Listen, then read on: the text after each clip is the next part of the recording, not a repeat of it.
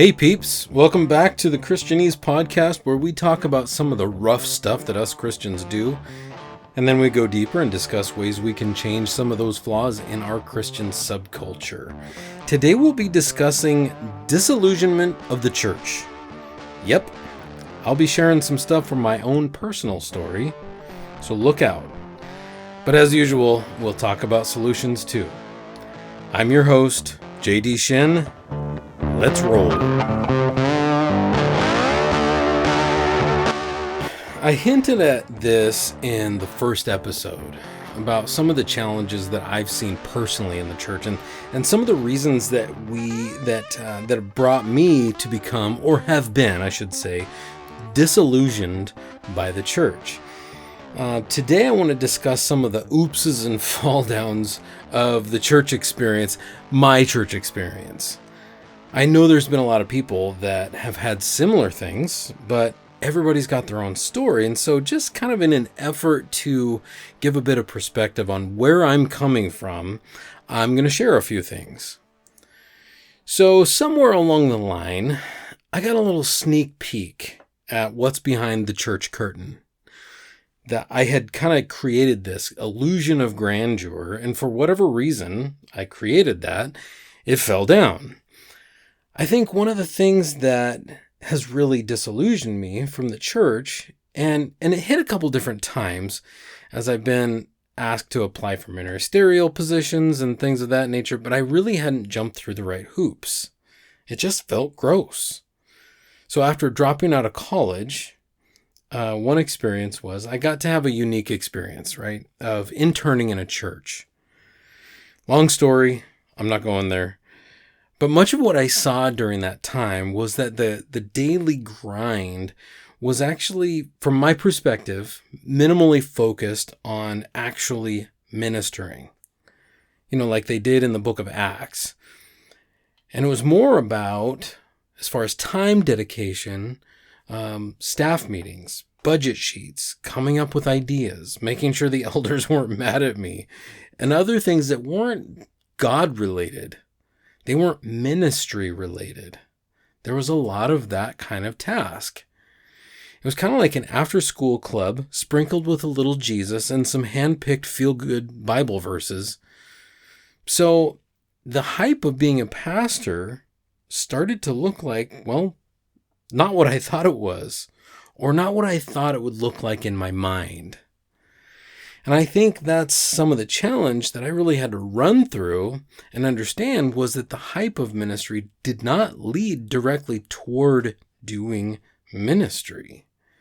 You know, the schooling, at least from what I saw at the time, was not doing what the Bible people did, which was going to teach the Bible and talk to people and act in spiritual authority, ministering, sharing love, meeting with people and sharing their burdens as it says in the Bible. And all those kinds of things were minimalized.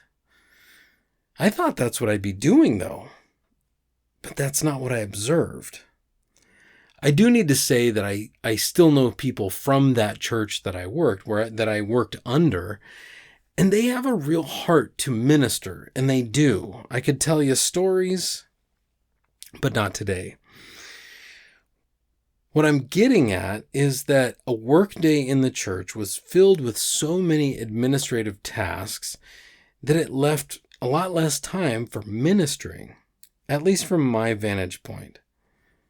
It's kind of like the church education system is saying, we're going to need you to learn how to operate a nonprofit. So those are beneficial skills. I don't want to minimize those things. And they're important for managing a church, but they're not pastoring. That's the point. I think that's what snuck into my heart was that, well, crap, this is not learning ministry. Whether it's schooling or interning, it was basically learning to run a small organization with some Christian flavor to it.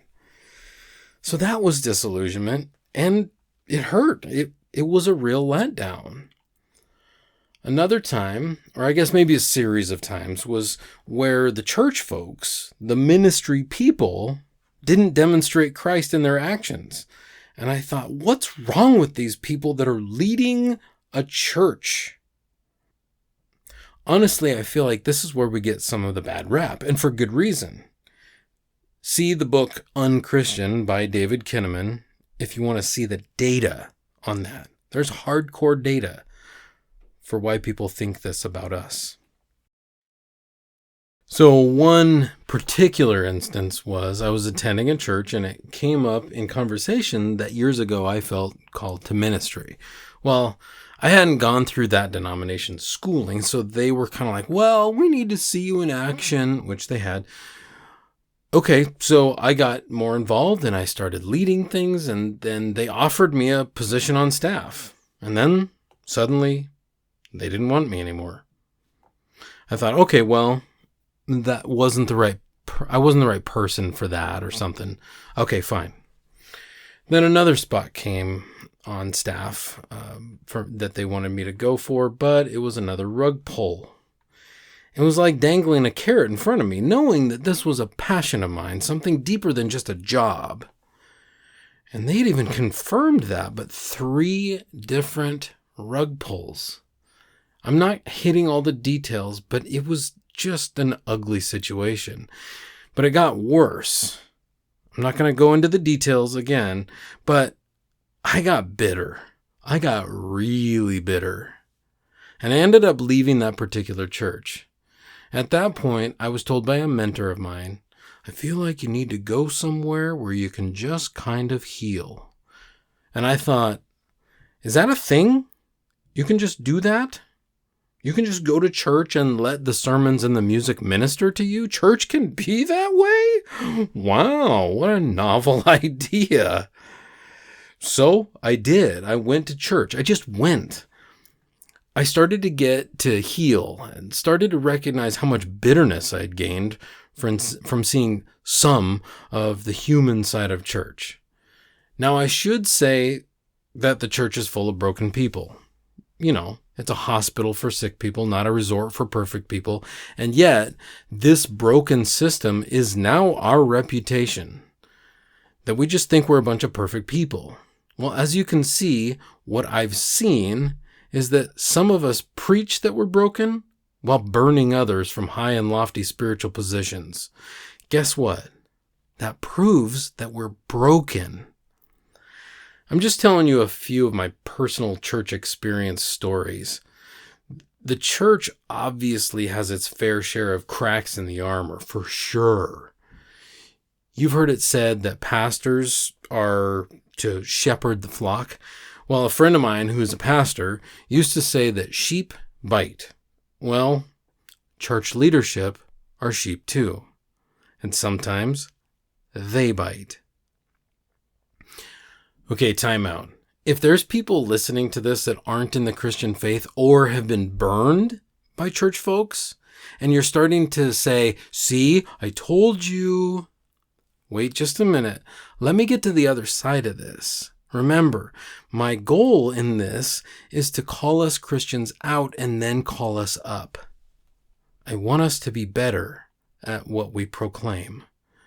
So, I say all this just to share that things are broken.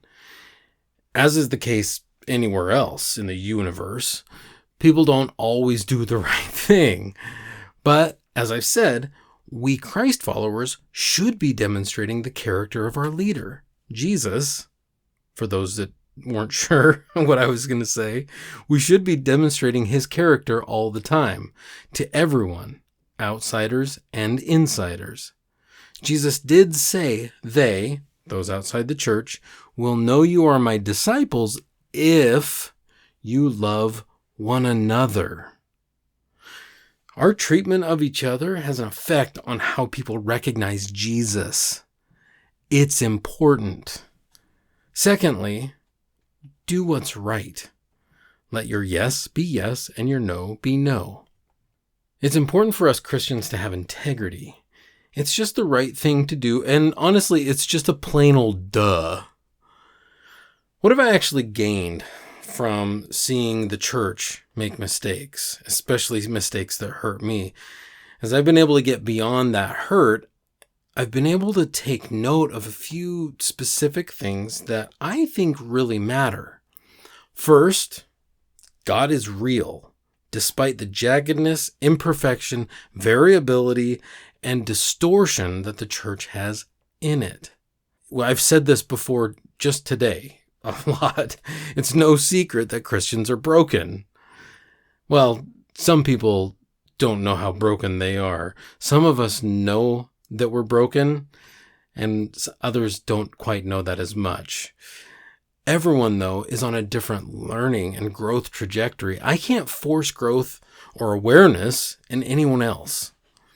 But this is where the old footsteps in the sand poem, I think, means something. God really is above the church. He gave us the church, but that doesn't mean it's perfect in terms of always following the actions God laid out. Far from it.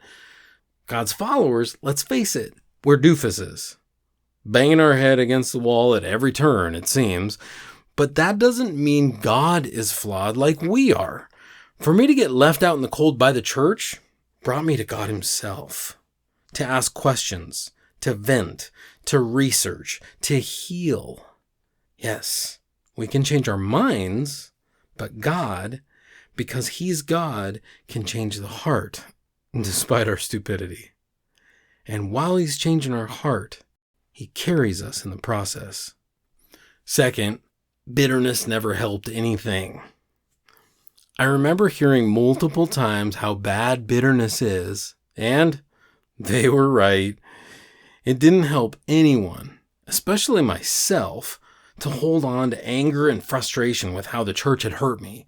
In fact, the people that hurt me, they let go of it as soon as they moved on to the next thing.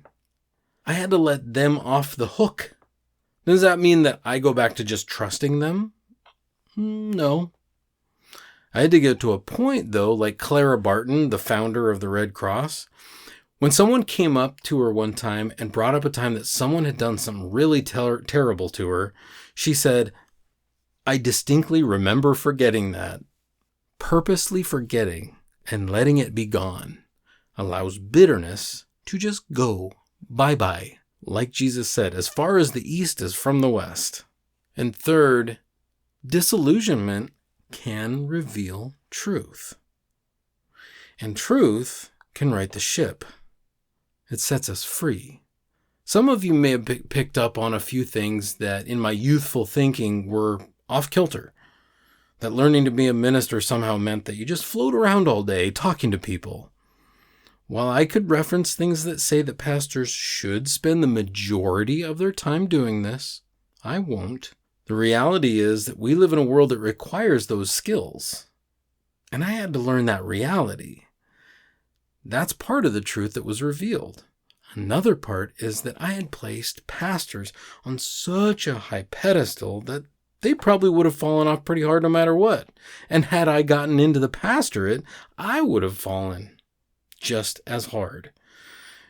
Now, this isn't an excuse for poor pastoral care, or even the extreme of it, spiritual abuse. And that happens.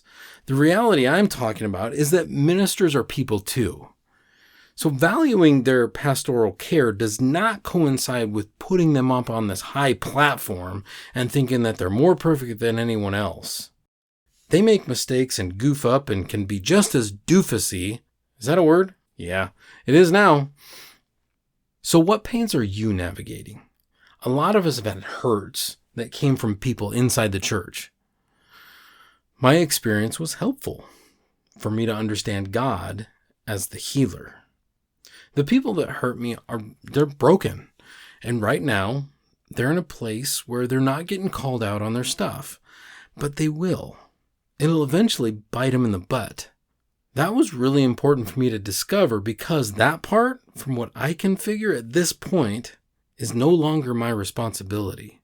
I did what I needed to do. What I got to see in the end, though, was how God came into my soul in a different way than he had before. I spend a lot of time by the fire pit outside. That's my medicine.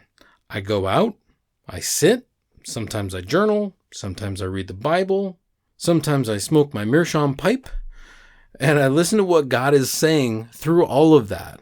and it ministers to me. It hits my soul. And it was really during those fire pit times, at that time, that God met me in that different way. It's important that we allow the God of the universe to do the healing. Ministers do need to care for people, and many do a great job of that. Those who, for whatever reason, become narcissistic, motivational speech givers who run a nonprofit really need to fix their humility button and focus their attention on the people in their care. Now, sheep, we can't elevate these people higher than they're supposed to be. Sure, we need to give them the respect and the honor that's due and listen to them and let them care for us. But remember, they're people too. Don't bite them. And don't believe the lie that they're second to God. I think we ought to let God be God and recognize that people have their faults. It's unfortunate that we as Christians have broken each other. I'm not saying we should let everything slide. What I am saying is that we got to do better. And it starts by looking at the person in the mirror. Thanks for listening in today. I hope these little nuggets from my church story have connected with some. Remember, my goal is not to be mean. It's to call us Christians out and to call us up. I'll talk to you next time. I love you.